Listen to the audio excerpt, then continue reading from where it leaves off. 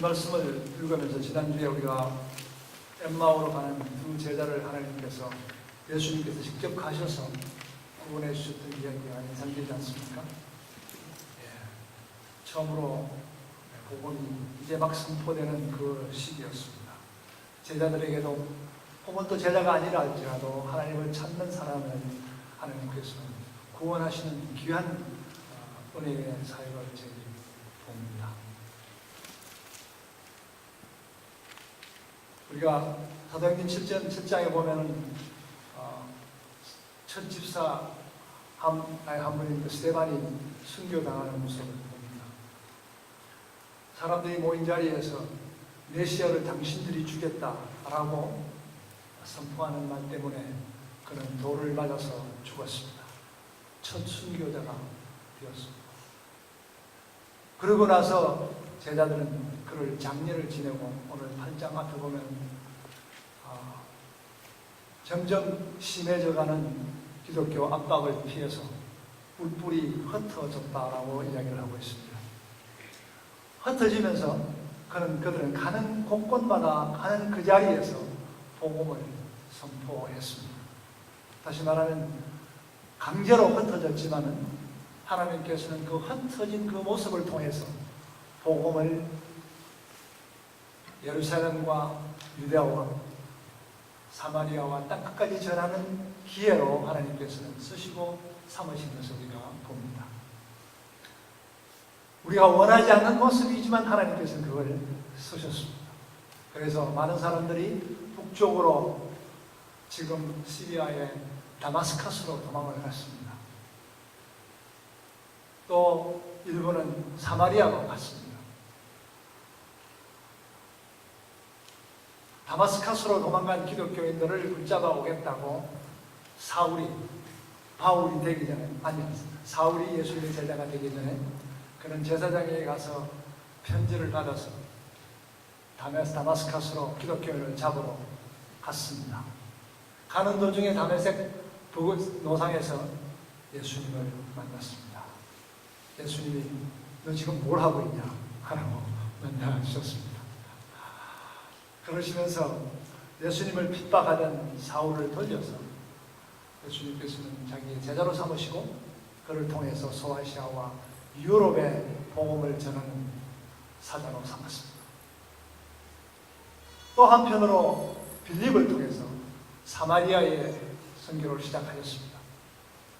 사마리아에 빌립에 가서 막 복음을 전하니까 많은 사람들이 듣고 믿고 믿었습니다. 그래서 그걸 믿는다는 것을 보고 이제 베드로와 요한이 가서 그들을 안수하고 기도하니까 성령이 임하는 놀라운 역사들이 있었습니다. 그런데 아직 그때에 저 남쪽으로 내려간 사람은 없습니다. 남쪽에서 에티오피아라고 하는 땅에서 하나님을 간절히 찾는 이방인이 한 사람이 있었습니다. 그 사람이 예루살렘에 와서 하나님께 예배를 드리고 돌아가는 길에 있었습니다. 근데 그 사람을 예수님께서는 지금 붙잡아서 그리스도로 만드시는 사역이 오늘 우리가 보는 이 이야기입니다. 빌립이 내려가서 막 열심히 사역을 하고 있는데 말씀을 듣고 믿고 세례받고 막 그러는데 갑자기 하나님의 천사가 나타나서 빌립을 다른 쪽으로 보내는 말씀이 오늘 26절에서 28절까지 말씀이 나옵니다. 같이 한번 보겠습니다. 26절에서 28절까지 말씀. 그때 주의 천사가 빌립에게 너는 예루살렘에서 가소로 내려가는 광야의 길을 따라 남쪽으로 가. 그래서 빌립이 일어나 가다가 길에서 에티오피아 내시를 만났습니다. 그는 그 에티오피아 여왕 간다기의 재정을 맡은 고위 관리였습니다. 이 사람이 예루살렘에 예배드리러 갔다가 본국으로 돌아가는 길에 마차에 앉아서 연야 이사야의 책을 읽고 있었습니다. 빌립은 아무도 지금 그 사람이 거기 가고 있는 것을 아는 사람이 없었습니다. 아는 사람은 성령님과 하나님밖에 없었습니다. 그때 천사가 와서 빌립을 그쪽으로 보냅니다. 빌립은 왜 가라고 하는지 모르고 일단 갑니다. 그 천사가 하라고 하는 길은 예루살렘에서 가자로 가는 길이었습니다. 지금 가자에는 팔레스타인들이 많이 살고 있습니다. 가자는 이스라엘과 이집트 중간에 아시아와 아프리카를 연결하는 그 지면에 있는 도시입니다. 이제 아프리카로 건너가기 위해서 에티오피아가 아프리카에 있으니까 가기 위해서 그쪽으로 가는데 거기에 가는 길은 두 가지 길이 있었습니다. 한 길은 예루살렘에서 바로 서쪽으로 지중해 쪽으로 가서 그 지중해에서 해안을 타고 내려가면 가자에 갈 수가 있습니다. 그 지중해 해안에 있는 길은 상당히 많은 사람이 다니는 킹스 하이웨이입니다. 에집트에서 다마섹까지 많은 교역이 오가는 길이고 오래전부터 길이 나 있는 그 길이 있었고 그 다음에 또 하나는 그 길로 가지 않냐고 바로 예루살렘에서 광야를 통해서 가사로 가는 길이 있었습니다. 이 길은 아무도 별로 다니지 않는 사막의 길입니다. 물 마실 곳이 있는 것도 아니고 나무가 있는 것도 아니고 어쩌면 혼자 밖에 가는 길이 없는 그 길을 이 사람은 마차를 타고 가고 있었습니다. 의도적으로 어디로 갔는지 잘 모릅니다. 그러나 어쩌면 그분은 하나님의 음성을 듣기 위해서 갔는지도 모르죠. 우리 하나님은 광야의 하나님입니다. 하나님은 항상 광야에서 우리를 만나 주십니다. 하나님께서 이스라엘 민족을 이끌어올 때도 광야에서 만나시고 광야에서 이끌어오셨습니다. 광야는 하나님의 음성이 들리는 곳이고 우리가 하나님을 만날 수 있는 곳입니다. 왜 그렇습니까? 그곳에는 목마른 곳이고 배고픈 곳이고 외로운 곳이고 단절된 곳이고 하나님이 아니고서는 해결할 수 없는 사람들이 가는 인생의 과정이 이 광야의 길이죠. 혹시 여러분도 인생을 살면서 아무도 같이 동행해 주지 않는 가서 마음 놓고 쉴 곳이 없는 나 혼자만이 갖고 있는 고민을 안고 홀로 걸어가는 광야의 길을 가실 때가 있으십니까? 그때 하나님은 우리를 만나 주십니다. 오늘 이 사람도 아마 어쩌면 그런 마음과 그런 어려움 속에서 다른 사람이 많이 다니는 그 큰 길이 별로 중요한 것이 아니라 홀로 지금 그 길을 하나님의 책을 읽으면서 가고 있었습니다. 그 사람은 에티오피아라고 하는 나라, 지금도 에티오피아겠죠. 아프리카의 북서쪽 끝에 있습니다. 에집트의 남쪽이죠. 옛날부터 이 에티오피아는 이스라엘과 그렇게 밀접한 관계는 아니지만 우정의 관계를 맺어온 나라가 아닌가 저는 생각을 합니다. 한창 솔로몬이 그 지혜로 자랑을 하고 온 세상에 알려져 있을 때 에티오피아 여왕이 많은 선물을 가지고 와서 당신의 지혜가 그렇게 좋다고 해서 내가 눈으로 확인하려고 왔다고 찾아와서 인사를 하고 그 지혜를 감탄을 하면서 선물을 주고 갔다는 기록이 나와 있습니다.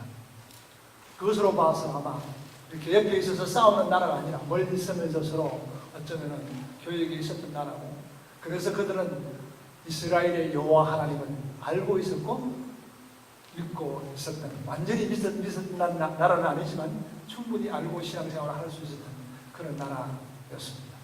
거기에서 그 나라의 온 재정을 맡아보는 재무부 장관 역할을 하는,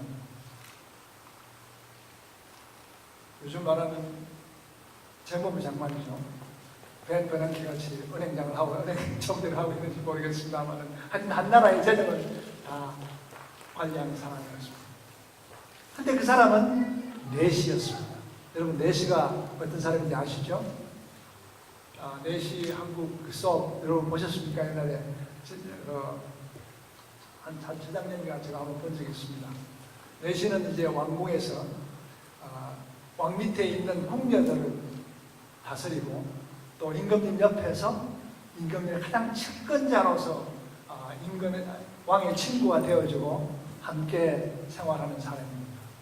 근데 그런 사람은 이제 왕국에서 어떤 사람을 뽑느냐 하면은 처음부터 자기 자식을 만들 수 없는 고자, 다시 말하면 남성의 기능을 발휘할 수 없는 사람을 거기다가 씁니다.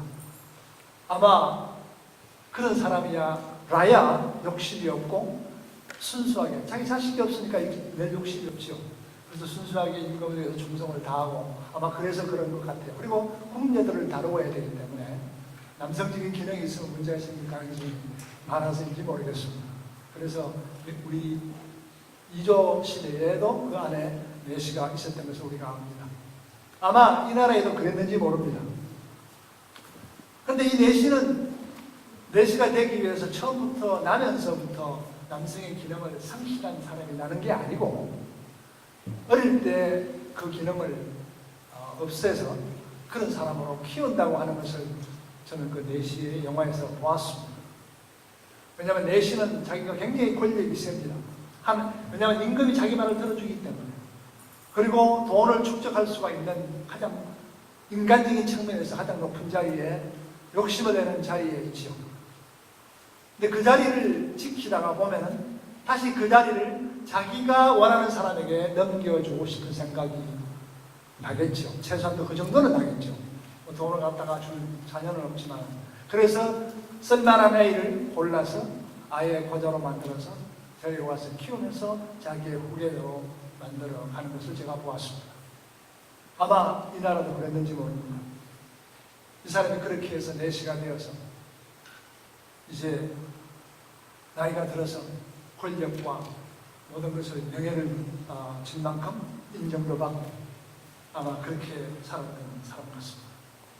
근데 그 사람이 지금 웬일인지 예루살렘에 와서 여호와 하나님께 예배를 드리고 가는 중이었다고 이야기를 합니다. 거기는 상당히 멉니다. 에티오피아에서 마차를 타고 예루살렘을 왔다 가려고 하면 적어도 2, 3개월은 걸리는 긴 여정의 길입니다. 왜 이 사람이 거기를 왔을까요? 왜 그렇게 먼 길을 예루살렘까지 와서 예배를 드리고 가느냐 하는 것이 어쩌면 오늘 우리가 봐야 되는 초점이 아닌가 생각 들어집니다. 물론 그에 대해서 성경은 별로 설명이 없습니다. 하나님께서 아시고 하신 일이지만, 그래서 우리는 추측을 해봅니다.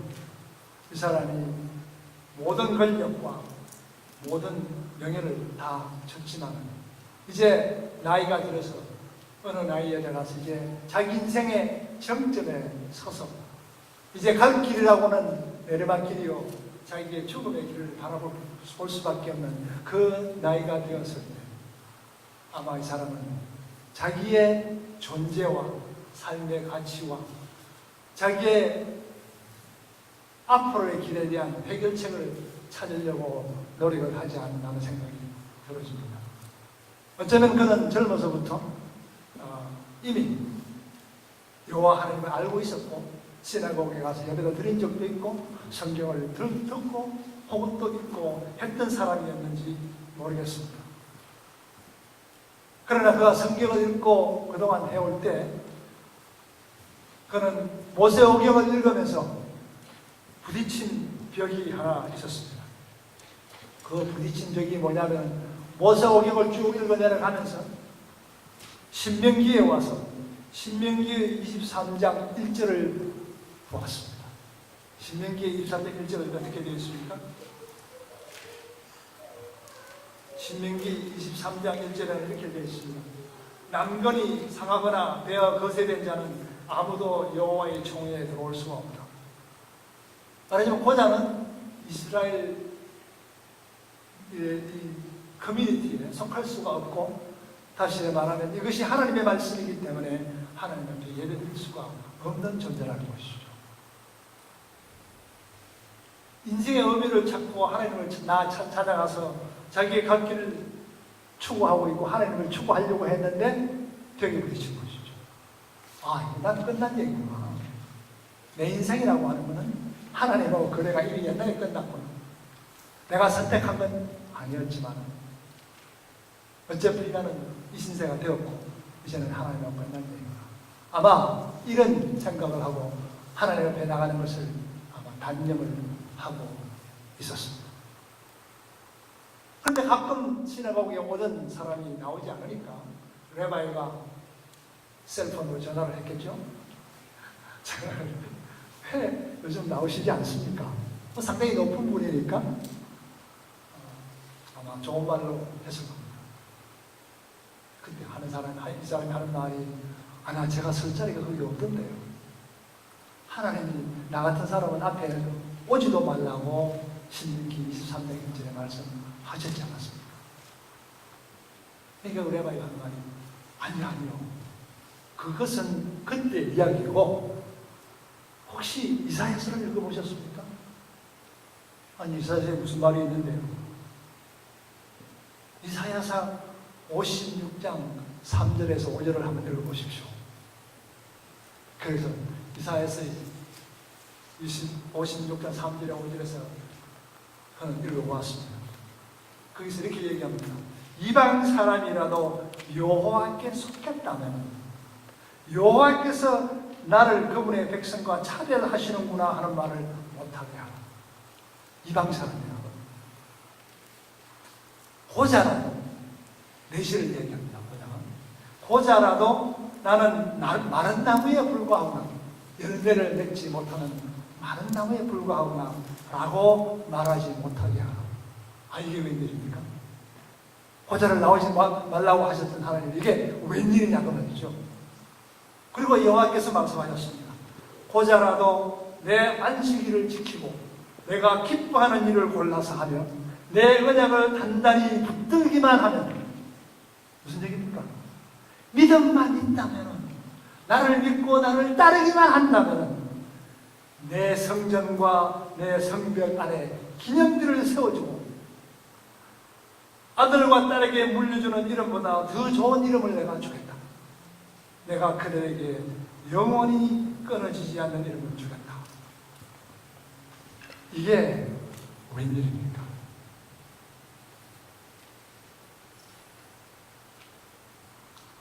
여러분 생각에는 지금 당장 왜 성경에서 들은 두 가지 이야기가 있지라고 생각이 드십니까?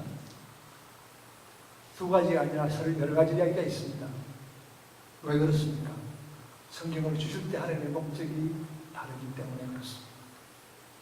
모세오경을 하나님께서 주실 때 그들에게 하나님을 따르는 법을 가르쳐주기 위해서 여러 가지 법을 주셨습니다. 그러나 중요한 것은 하나님을 따르는 것이 중요했습니다. 그런데 이스라엘 민족은 그 율법을 따르는 것에 총력을 기울였죠. 율법을 따르는데 총력을 기울이면 기울일수록 우리는 실패자일 수밖에 없습니다. 우리는 다 지킬 수 없으니까. 그래서 그들은 하나님께서 이 율법을 못 지켜서가 아니라 하나님을 멀리하고 율법만 쫓아간 그 죄 때문에, 그러면서도 그 율법을 지키지 못한 죄 때문에 하나님께서는 그들의 나라를 다른 나라의 손에 넘겨주셨습니다. 그것이 언제입니까? 바빌론의 엑사일 문제가 그거죠. 그런데 이사야가 그 이야기를 예언을 하면서, 그리고 너희들이 여기서 지금 죄를 지어서 다 흩어지고 땅끝까지 간다 할지라도, 그 땅끝에서 내 말을 듣고 찾아오는 이방인이라 할지라도, 그 이방인 중에 내가 받지 않겠다고 말했던 그 고자라고 할지라도 나에게 믿음을 단단히 붙들기만 하면 다시 내 백성으로 만들어주겠다고 하는 그 약속을 주셨다고 이사야서에서 말씀하신 것이죠. 이것이 무엇입니까? 복음입니다. 복음적 예언서죠.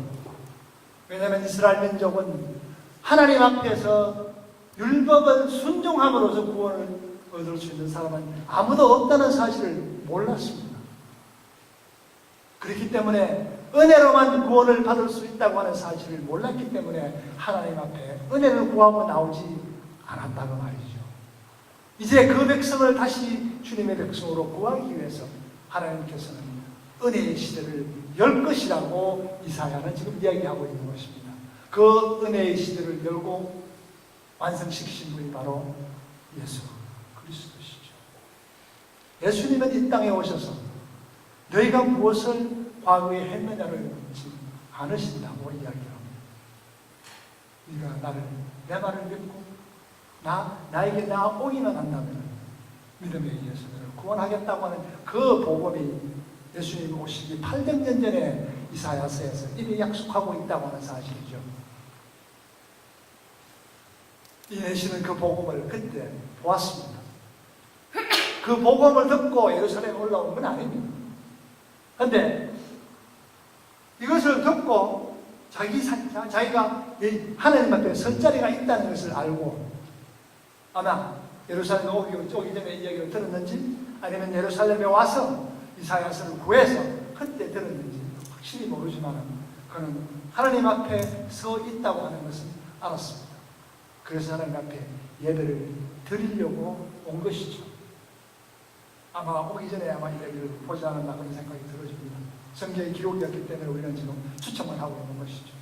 아마 이 얘기 때문에 내가 그 나를 받아주시는 그 하나님 앞에 가서 제사를 드리고 예배를 드려야 되겠다. 그래서 하나님이 기뻐하시는 일을 내가 해야 되겠다고 하는 간절한 소망이 있어서 석 달이나 걸리는 순례의 일을 아마 찾아오지 않았나 하는 생각이 듭니다.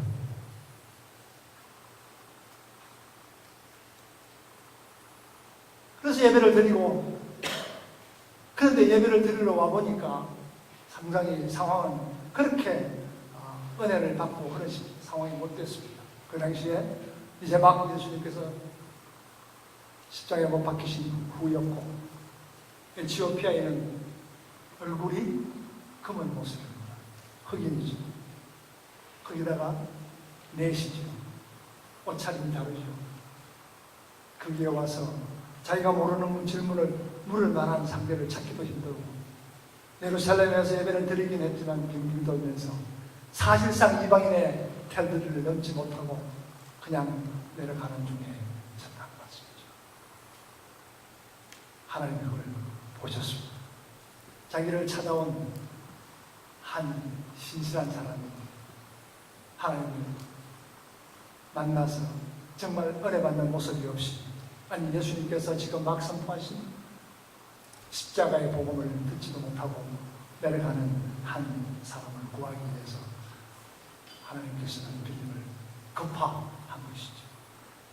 이제 빌립이 와서 막 그 앞을 가니까 그 사람이 성경 말씀을 읽고 있었습니다.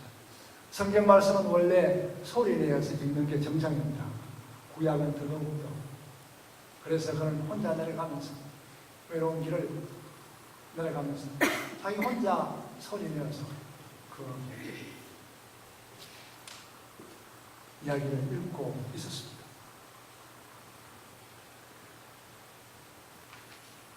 이제 그 이야기를 읽는 부분이 지금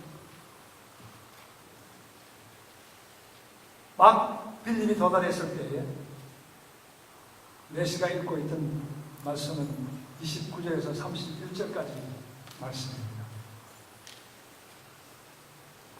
그때 빌립이 도착하니까 저 성경을 읽고 있으니까 성령님께서 빨리 마차 앞으로 가라고 했습니다. 그때 마차 앞에 가보니까 그 사람은 이사야서를 읽고 있었죠. 그런데 그 이사야서를 읽고 있는 것을 빌립이 보고 당신은 그것을 알겠느냐고 물었습니다. 그런데 그것을 물으니까 이 사람은 내가 지금 가르쳐주는 사람이 없는데 예루살렘까지 와서 돌아보아도 나를 붙잡고 가르쳐주는 사람이 없더라. 이제 그런 어떤 뉘앙스가 깔려있는 대답을 합니다. 그러니까 혹시 당신이 가르쳐줄 수 있으면 올라오셔서 좀 가르쳐달라고 겸손한 마음으로 지금 부탁을 했습니다. 그런데 그가 읽고 있던 말씀이 무슨 말씀이었느냐 하면 32절과 33절에 의하면 이사야서 53장 7절과 8절 말씀을 읽고 있었습니다. 32절, 33절에 보면 그가 읽던 말씀은 그는 도살장으로 향하는 양처럼 끌려갔고 턱깎는 사람 앞에서 잠잠한 어린 양처럼 입을 열지 않았다. 이 이야기를 지금 그가 읽고 있었습니다. 이 이야기를 아마 그는 남다른 생각을 가지고 이 이야기를 읽었을 수 있습니다. 왜냐하면 지난날 자기가 한마디 말 없이 이 모습같이처럼 도살장 같은 곳에 끌려가서 자기의 생식기를 잘됐던 기억을 아마 되돌리고 있었는지 모릅니다. 내가 그때 무엇이 되는지도 모르고 끌려가서 당한 그 일을 지금 이 성경을 읽으면서 내시는 누가 또 나 같은 일을 당한 사람이 있는가? 그리고 그 굴욕을 당하면서 공정한 재판도 받지 못하고 이 땅에서 그의 생명이 뺏겼어. 그러니 이 땅에 그 사악함이란 말할 수 없다고 하는 이야기를 지금 읽고 있었습니다. 누가 자기가 겪고 온 길을 같이 간 사람이 있는가? 이 사람이 누구길래 말 한마디 못하고 도살장에 끌려가는 양처럼 끌려가서 죽임을 당하고 재판도 못 받고 억울한 일을 당했는가를 생각하고 이를 읽고 있었습니다. 이제 그 이야기를 보고 빌립이 거기서부터 시작을 해서 설명을 합니다.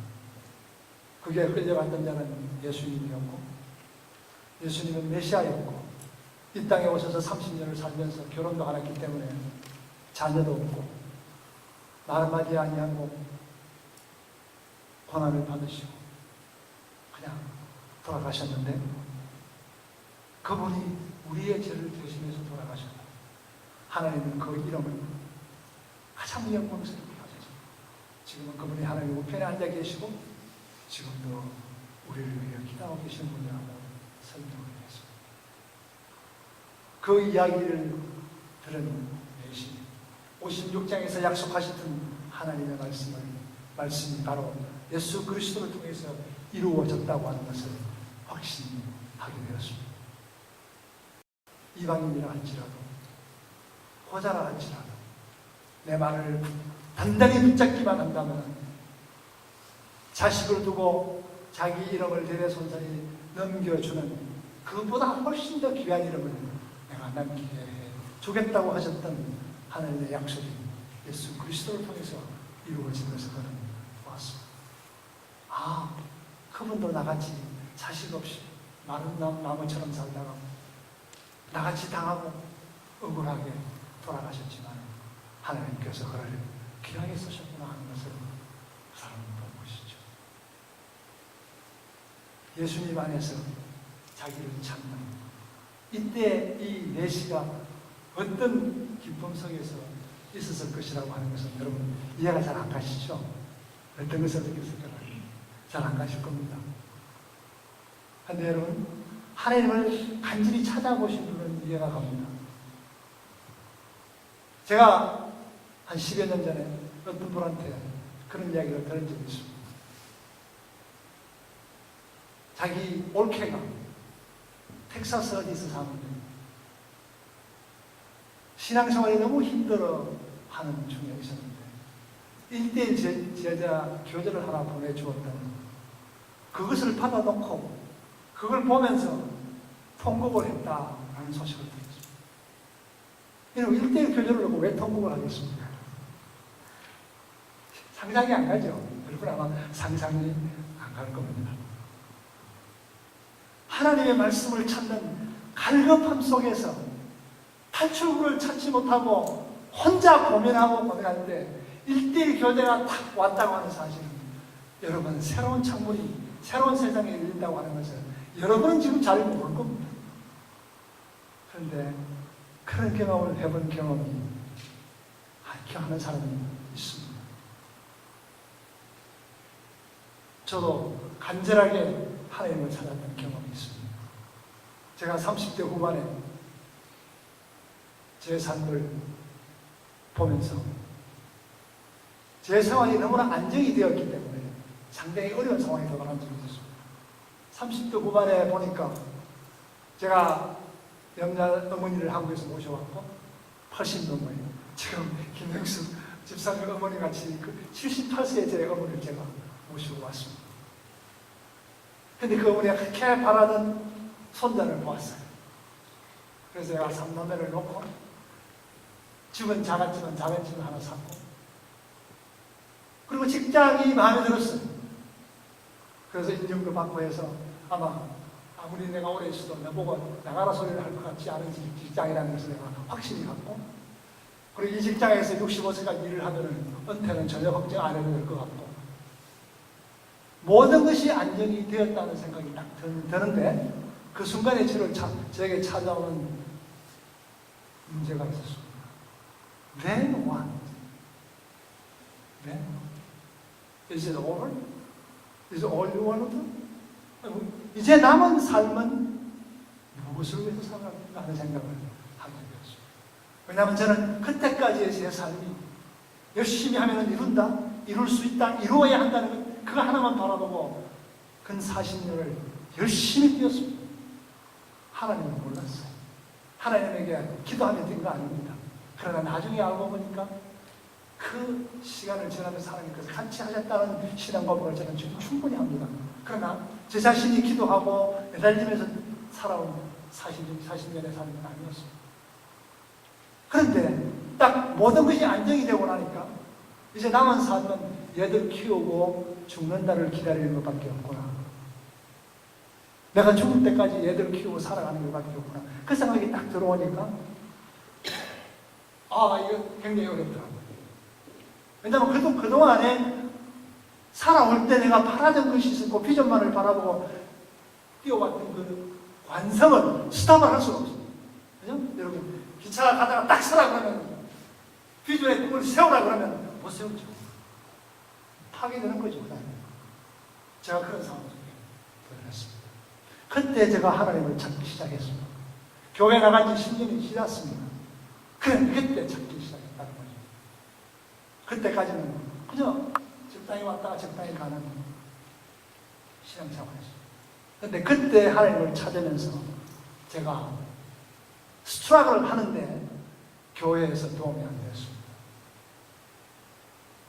어느 날 순례배를 드리다가 질문을 했더니, 제가 질문하는 것 때문에 옆에 사람이 순례배 드리는 게 힘든다는 불평을 듣고 성경을 들고 그 자리에서 일어서서 나와서 5년을 교회 나갔습니다. 그 5년 동안에 저는 이제 도서관으로, 서점으로 뛰면서 저 혼자 하나님을 찾아보겠다, 알아보겠다 5년을 뛰었습니다. 열심히 했습니다.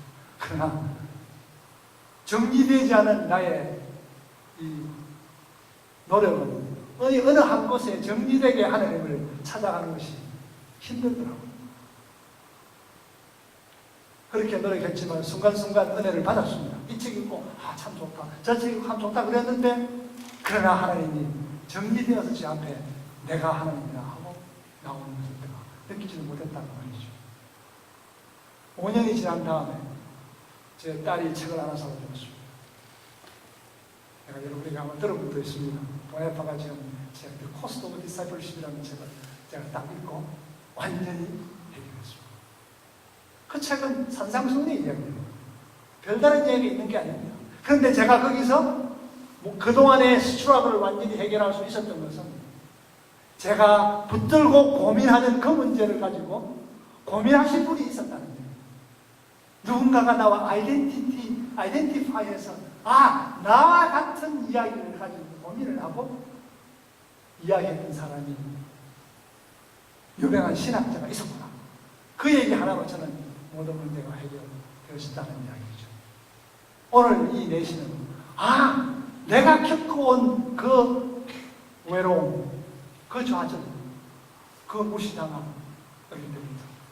억울함. 비록 지금은 그 자리에 올랐지만 그동안에 살아왔던 그 경험을 예수님이 하셨구나. 그 한마디 때문에 이 내시는 구원을 받는 것이죠. 그 한마디 때문에. 이제 여러분 왜 1대1 교제를 놓고 통곡하는 사람이 있는지 아직 잘 모르시겠죠?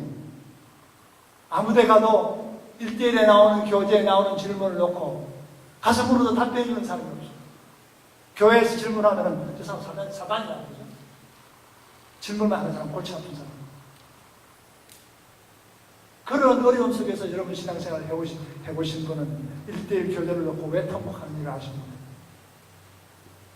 하나님을 간절하게 찾으실 때, 찾을 길 없는 하나님이 찾아질 때, 예수 그리스도 안에서 나를 발견할 때, 그때 우리는 구원을 받는 것이죠. 그 이야기를 듣고 이제 이 내신이 내가 이 땅에 없을 사람이 아니라 나 같은 인간도 받아주시고, 내가 비록 자식이 없어서 내 이름을 다음 세대로 넘겨주지는 못하지만, 그러나 내가 그의 이름을 붙들기만 하면 영원히 사라지지 않은 생명책에 내 이름을 넣어주시겠다고 약속하신 분이 있구나.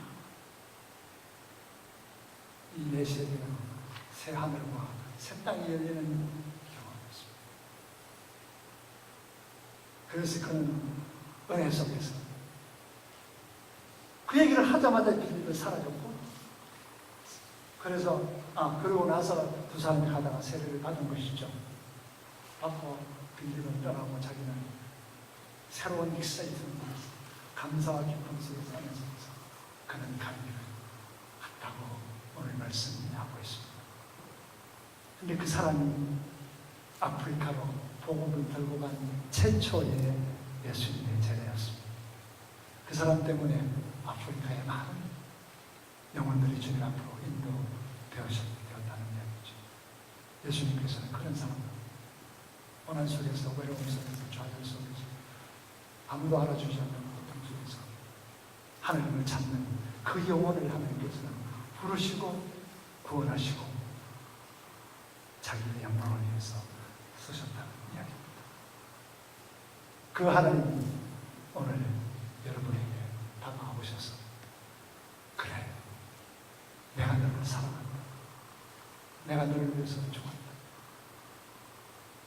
네가 과거에 무엇을 했든지, 어떤 죄를 지었든지, 네가 나에게 나와서 나를 붙들기만 하면 내게 내가 영생을 주고 아버지 나라를 인도하겠다고 하는 약속을 가지고 여러분에게 다가오십니다.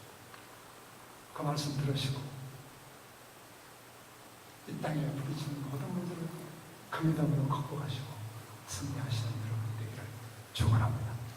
기도하겠습니다. 사랑해 주님 감사합니다.